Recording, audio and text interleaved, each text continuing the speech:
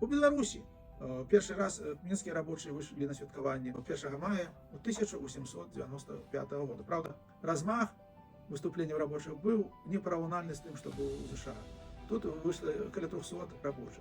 Это было связано не с тем, что рабочие не хотели змагаться за свои права, а с тем, что у Мінску, нават значным прамысловым цэнтры Беларусі па тых мерках того часу не было вялікай колькасці рабочих. Беларусь была аграрным рэгіёнам Расійскай імперіі, таму рабочых не набыў такіх маштабаў.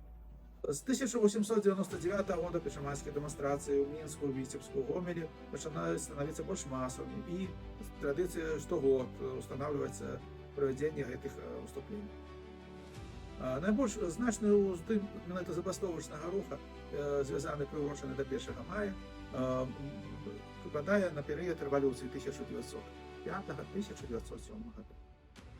У 1918 годзе 1 мая у РСФСР быў замацаваны ў кодэксе працы і абвешчаны днём інтэрнацыянала.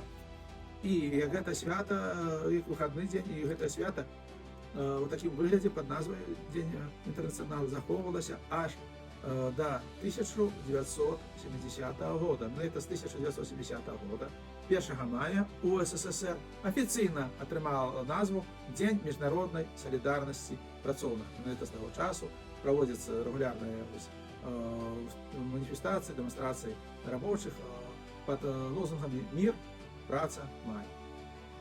У Рэспубліцы Беларусь паводле указа прэзідэнта Александра Григорьевича Лукашэнкі 26 сакавіка 1998 года 1 мая азначаецца як свята працы. Гэты дзень азначаецца як свята вясны і